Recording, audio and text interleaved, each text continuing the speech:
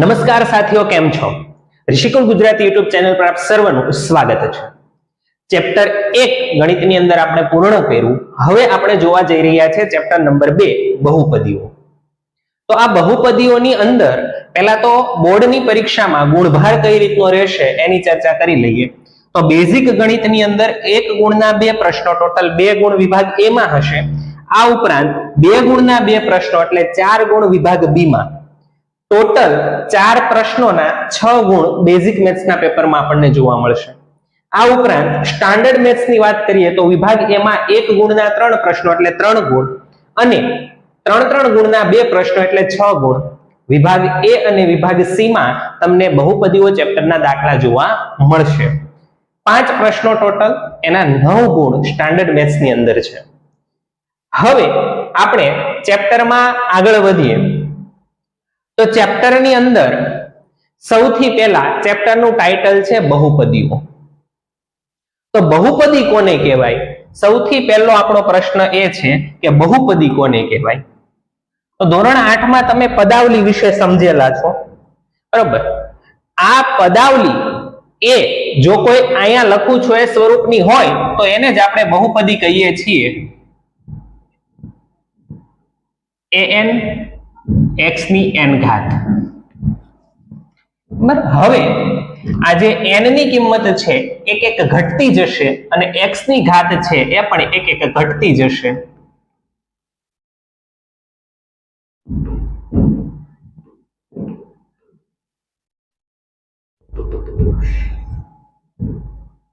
a1 x ની 1 ઘાત આવશે અને છેલ્લે એ 0 આ રીતનું કંઈક આવશે. આની અંદર જ્યાં an છે પહેલા પદનો સહગુણક એ ક્યારેય 0 ન હોવો જોઈએ. પહેલા પદનો સહગુણક ક્યારેય 0 હોવો જોઈએ નહીં. આ ઉપરાંત જે સહગુણકો બધા છે a0 a1 up to an, આ બધા કોઈ સંખ્યા હશે તથા a0 a1 up to an એ વાસ્તવિક સંખ્યાઓ છે. સૌથી પહેલા સ્વરૂપ લખ્યું, ત્યાર પછી પહેલો સહગુણક 0 ન હોવો જોઈએ. તો આ સહગુણકો કયા હશે? તો કે સહગુણકો વાસ્તવિક સંખ્યામાં હશે. સાહેબ, વાસ્તવિક સંખ્યામાં 0 નો સમાવેશ થાય એટલે એને અલગથી લખ્યું કે પહેલા પદનો સહગુણક 0 હોવો જોઈએ નહીં. વાસ્તવિક સંખ્યાઓ છે. હવે આટલી તો ખબર પડી ગઈ સાહેબ કે આ સ્વરૂપનું હોવું જોઈએ, આ બધી વાસ્તવિક સંખ્યાઓ છે, પણ ઘાત કેવી હોવી જોઈએ? તથા જે n છે એ પૂર્ણ સંખ્યા હોવી જોઈએ. હોય તો તેવી પદાવલીને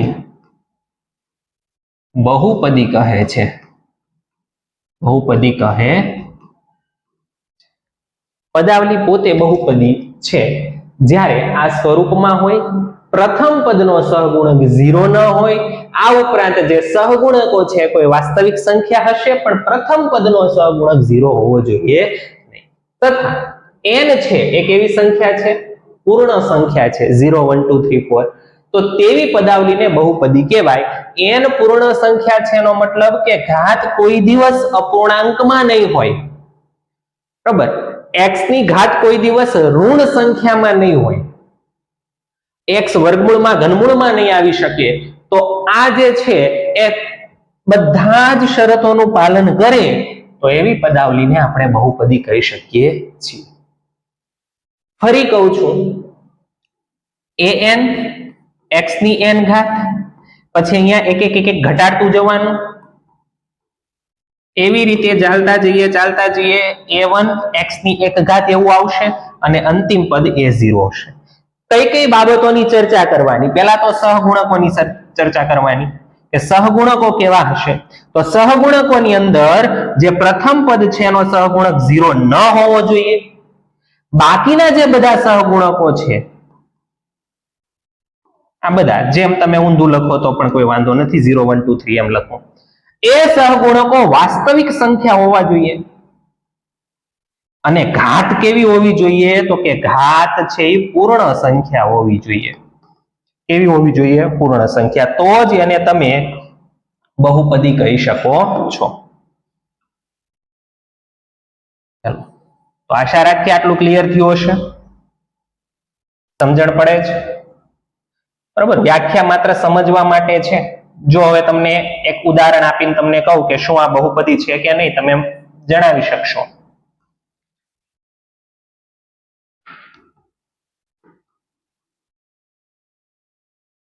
ચલો, આ બહુપદી છે તો કેટલા સ્ટેપનું પાલન થવું જોઈએ?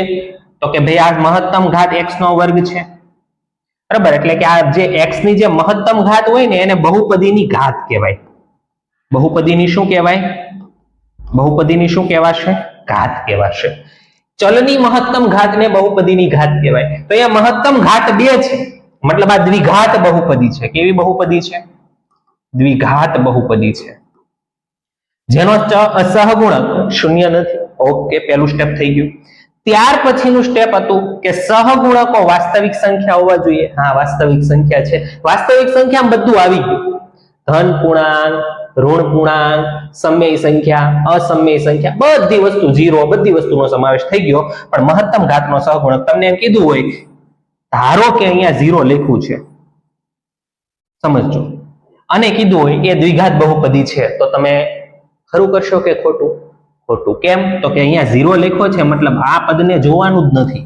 અહીંયાથી શરૂ થાય બહુપદી. તો એ તો એક ઘાત વાળી બહુપદી છે, જેને સુરેખ બહુપદી કહેવામાં આવે છે.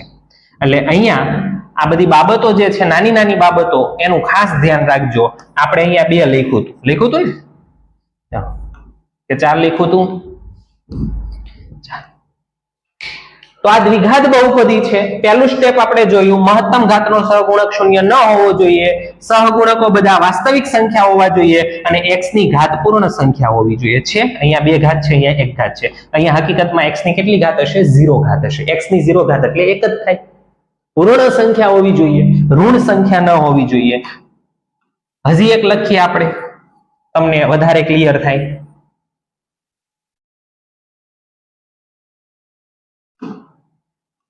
ચલો,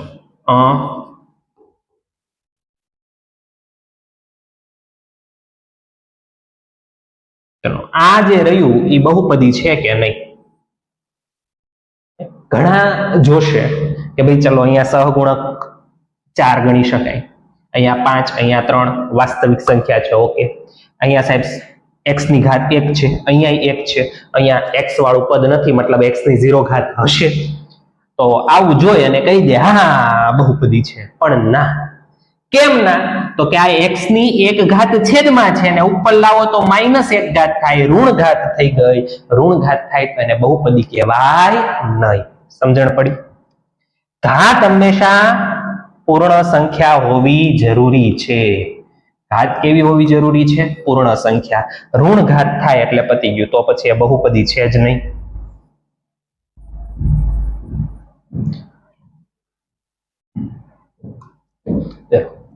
અહીંયા જ લખી દઉં છું, બહુપદીની ઘાત એટલે શું?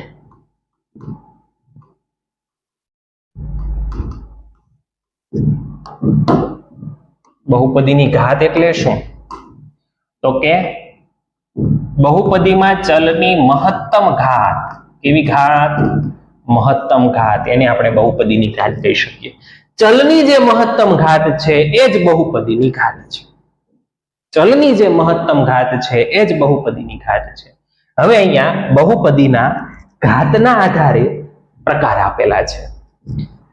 સુરેખ બહુપદી, દ્વિઘાત બહુપદી, ત્રિઘાત બહુપદી. સુરેખ બહુપદી એનો મતલબ થાય ચલની મહત્તમ ઘાત 1 હોય.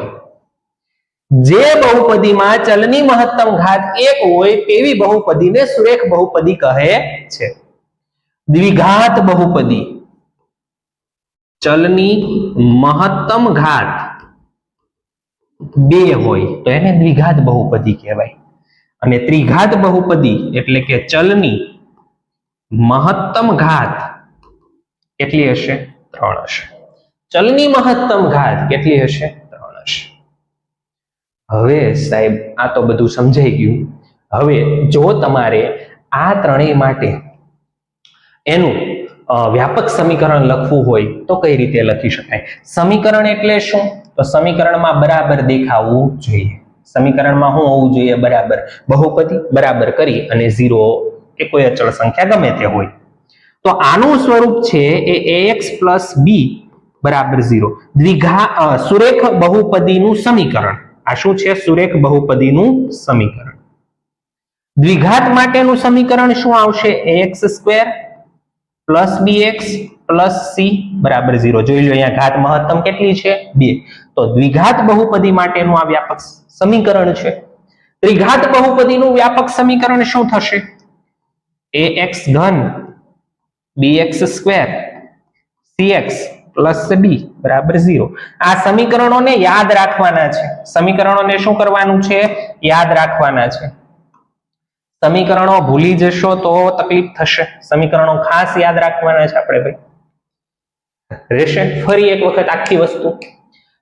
પહેલું તો બહુપદી કોને કહેવાય? તો બહુપદી એક પદાવલી છે જેને તમે anxn પ્લસ an-1 xn-1 અને dash dash dash dash dash dash dash a1x plus a0 સ્વરૂપે તમે લખી શકો. અને એની અંદર ત્રણ શરતોનું પાલન થવું જોઈએ. મહત્તમ ઘાતનો સહગુણક 0 ન હોવો જોઈએ, ઘાત હંમેશા પૂર્ણ સંખ્યા હોવી જોઈએ, અને જે સહગુણકો છે વાસ્તવિક સંખ્યા હોવા જોઈએ. તો આવી પદાવલીને આપણે બહુપદી કહીએ છીએ. બહુપદીની ઘાત એટલે શું?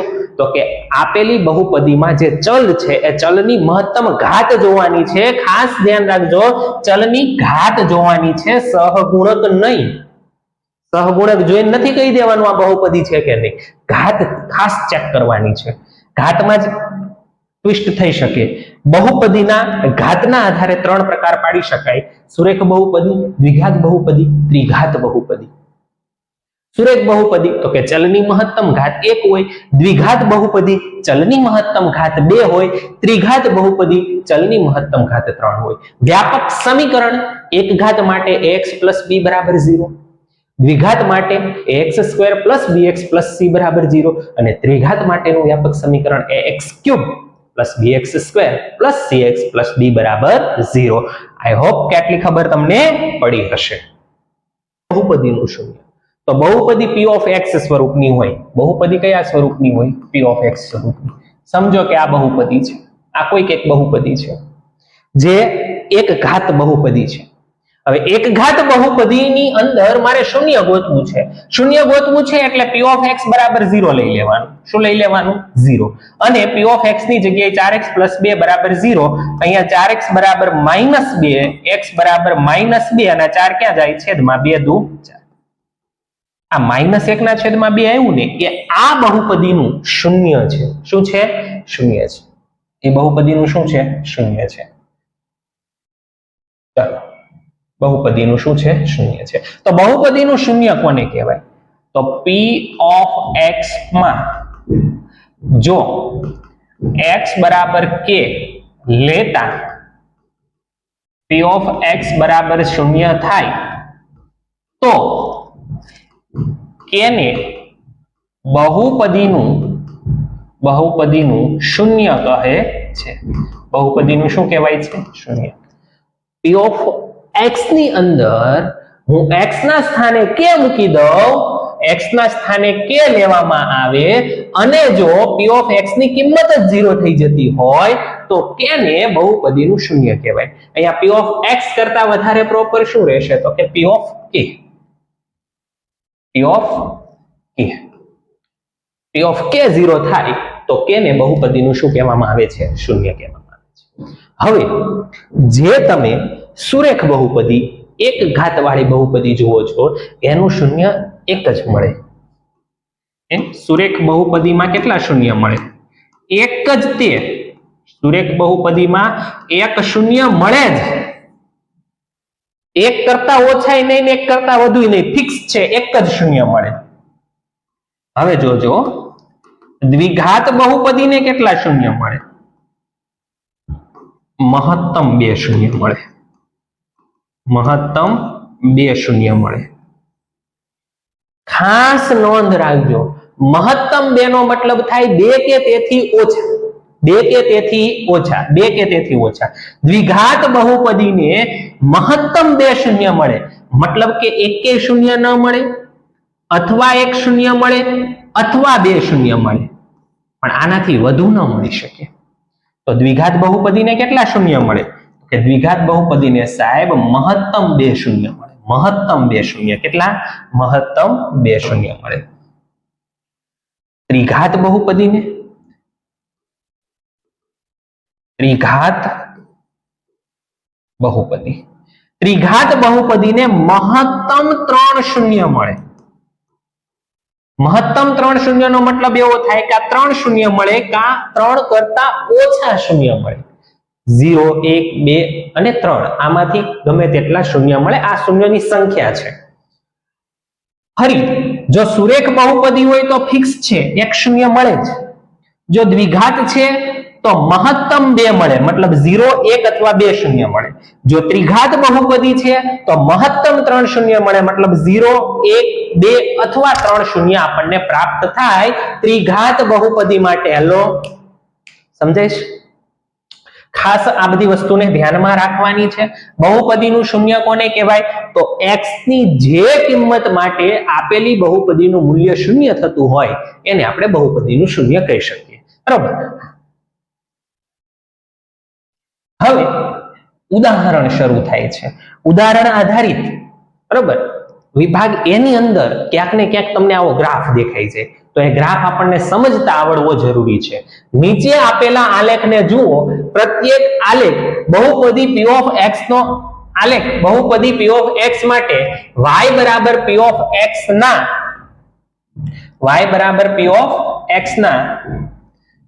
આલેખ છે. પ્રત્યેક આલેખ માટે p of x ના શૂન્યોની સંખ્યા શોધો.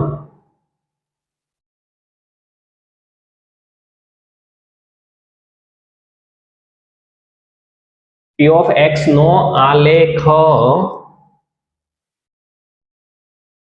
p of x નો આલેખ બહુપદી p of x માટે. ઓકે, અહીંયા શૂન્ય શોધવા માટે શું જોવાનું? ખાસ પોઈન્ટ ટુ બી નોટેડ.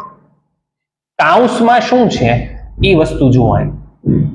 શું જોવાનું? કૌંસમાં શું આપ્યું છે, કૌંસમાં શું આપ્યું છે. કોના શૂન્ય ગોતવાના છે? p of x ના શૂન્ય શોધવાના છે. તો x અક્ષને કેટલા બિંદુમાં છેદે છે એ જોવાનું, એ જોવાનું.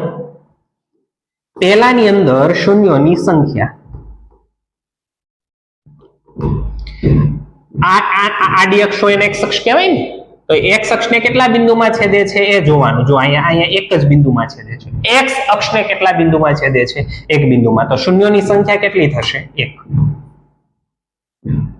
સમજ્યા? શૂન્યોની સંખ્યા કેટલી થશે? 1. બીજો આલેખ ધ્યાનથી જુઓ તો એ x અક્ષને કેટલા બિંદુમાં છેદે છે? તો કે 2 બિંદુમાં છેદે છે. તો અહીંયા શૂન્યોની સંખ્યા કેટલી થશે? 2. શૂન્યોની સંખ્યા કેટલી થશે? 2. ત્રીજો આલેખ જુઓ ધ્યાનથી. x અક્ષને કેટલા બિંદુમાં છેદે છે?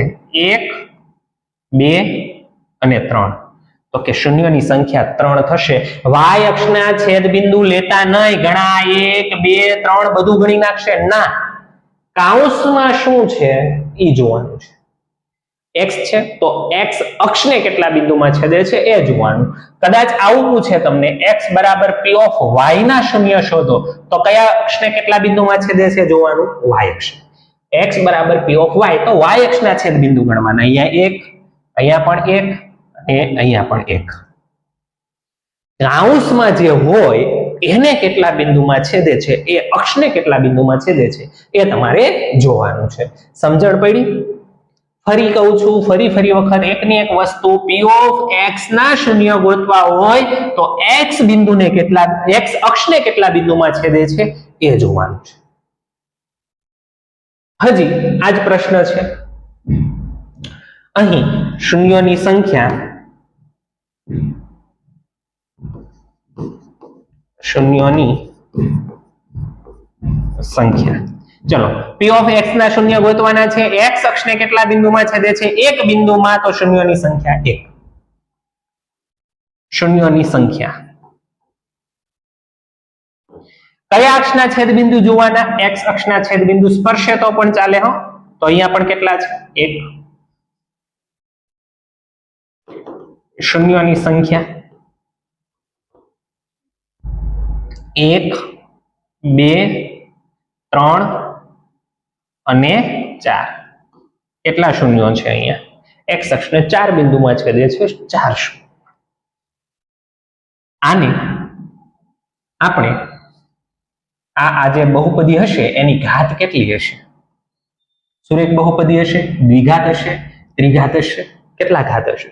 4 શૂન્યો છે. મતલબ સુરેખય નહીં હોય, દ્વિઘાતય નહીં હોય, ત્રિઘાતય નહીં હોય. આ 4 ઘાત વાળી બહુપદી હશે અથવા 4 કરતા વધુ ઘાત વાળી બહુપદી હશે. સ્વાધ્યાય 2.1 આમાં પણ આ જ વસ્તુ કરવાની છે. ફરી વખત રકમને ધ્યાનથી જોવાની, ખૂબ શાંતિપૂર્ણ રીતે. નીચે આપેલી આકૃતિમાં કોઈ બહુપદી p of x માટે y બરાબર p of x ના આલેખ આપેલા છે. શાના આલેખ આપ્યા છે? y બરાબર p of x. દરેક કિસ્સામાં p of x ના શૂન્યોની સંખ્યા શોધો. p of x કૌંસમાં શું છે? x. તો કોનું છેદબિંદુ જોવાનું? x અક્ષનું છેદબિંદુ જોવાનું. કોનું છેદબિંદુ જોવાનું? x અક્ષનું છેદબિંદુ. તમારે આખું લખવાનું શૂન્યોની સંખ્યા બરાબર 1, 2, 3 જે હોય તે. ચલો આની અંદર તમે જુઓ તો x અક્ષને આ આલેખ ક્યાંય છેદતો નથી. મતલબ કેટલા શૂન્યો મળે? એકેય શૂન્ય ન મળે, 0 મળે શૂન્ય. અહીં જુઓ, ચેક કરો તો આ આલેખની અંદર x અક્ષના છેદ બિંદુ કેટલા છે? તો કે સાહેબ 1 છે. તો કેટલા શૂન્યો મળશે? અહીં 1 શૂન્ય મળશે. કેટલા શૂન્ય મળશે? 1 શૂન્ય મળશે આપણને. 1 આલેખના છેદ બિંદુ, 2 અને 3. કેટલા છે? 3 છે. તો કેટલા શૂન્ય મળશે આની અંદર? 3 શૂન્ય મળશે. કેટલા શૂન્ય મળશે? 3 શૂન્ય મળશે. x અક્ષને કેટલા બિંદુમાં છેદે છે? આલેખ 1, 2, 3, 4. તો કેટલા શૂન્ય થશે? 4. આ આલેખ જુઓ, x અક્ષને કેટલા બિંદુમાં છેદે છે? 1, 2. આ ગણવાનું ના, 3. કેટલા શૂન્ય થશે? 3. અહીં x અક્ષને કેટલા બિંદુમાં છેદે છે આલેખ? 1, 2. તો કેટલા શૂન્યો થયા અહીં? 2. સમજણ પડી ગઈ શૂન્યો કઈ રીતે મળે છે? x અક્ષના છેદ બિંદુ જોવાના છે, ઉગમ બિંદુ ગણવાનું નહીં. બરોબર? તો આ રીતે આપણને p of x ના શૂન્યો આલેખ ઉપરથી સંખ્યા પૂછે તો આવડી જાય. સુરેખ બહુપદીને મહત્તમ કેટલા શૂન્ય મળે? સાહેબ મહત્તમ કયો ન્યૂનતમ કયો એક જ મળે.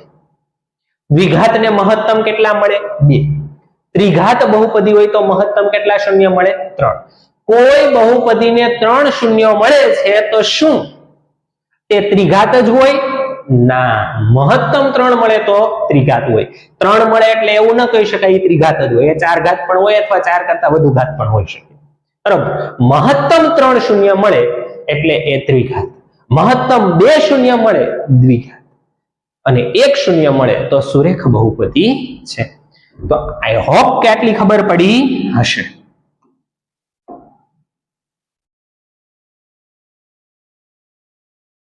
ચાલો હવે ચેપ્ટરનો મોસ્ટ આઈએમપી પડાવ, બહુપદીના શૂન્યો અને સહગુણકો વચ્ચેનો સંબંધ ચેક કરવાનો છે.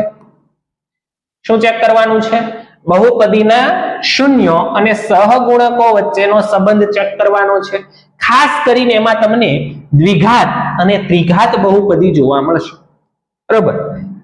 ખાસ તો દ્વિઘાત જ વધારે છે. ત્રિઘાત એક ઉદાહરણ છે પણ એ પરીક્ષાની દ્રષ્ટિએ, પરીક્ષાના દ્રષ્ટિકોણથી નથી એવું આપણને આપેલું પણ છે, પણ આપણે બને એટલું જોઈ લઈશું.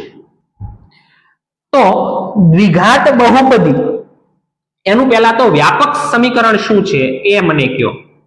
ax² + bx + c = 0. આ વ્યાપક સમીકરણ છે. ત્રિઘાત બહુપદીનું વ્યાપક સમીકરણ ax³ + bx² + cx + d = 0. બંને સમીકરણ ખ્યાલ આવી ગયો? હલો, બંને સમીકરણમાં ખબર પડી ગઈ? શું કીધું આનું ax ઘન bx square cx plus d બરાબર 0. હવે આની અંદર શૂન્ય અને સહગુણક વચ્ચેનો સંબંધ એમાં દ્વિઘાત બહુપદી હોય તો જો એના શૂન્યો બે છે, સમજો કે એક આલ્ફા અને બીટા, આના વાસ્તવિક શૂન્યો છે. દ્વિઘાત બહુપદીના સમજો કે બે વાસ્તવિક શૂન્યો આલ્ફા અને બીટા છે. જો તેના બે વાસ્તવિક શૂન્યો આલ્ફા અને બીટા હોય તો, અને ત્રિઘાત બહુપદી માટેના જો તેના વાસ્તવિક શૂન્યો આલ્ફા, બીટા અને ગેમા હોય તો, આલ્ફા, બીટા, ગેમા.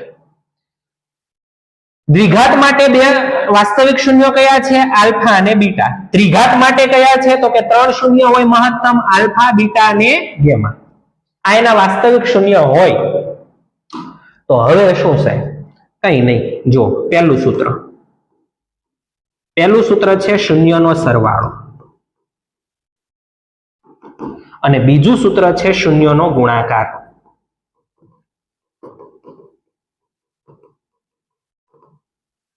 ધ્યાન અહીંયા શૂન્યનો સરવાળો એટલે આલ્ફા પ્લસ બીટા કહેવાય, અને શૂન્યનો ગુણાકાર એટલે આલ્ફા ઇન્ટુ બીટા કહેવાય. વચ્ચે ટપકું કરો તો કોઈ વાંધો નથી, ટપકું ન કરો તોય કઈ વાંધો નથી. બંને તમે બાજુમાં લખો એટલે ગુણાકાર જ આપણે સમજી લેવાનો છે.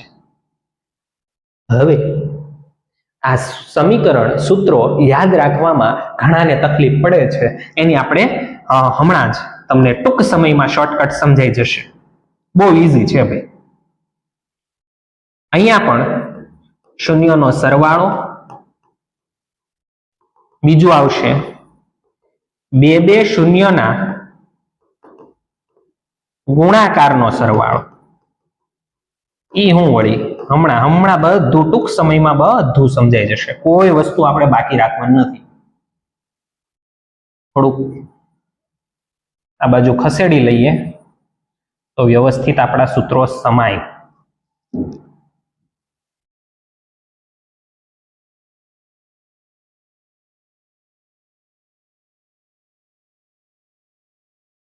શૂન્યનો સરવાળો, બીજું બે શૂન્યોના ગુણાકારનો સરવાળો, અને ત્રીજું શૂન્યનો ગુણાકાર.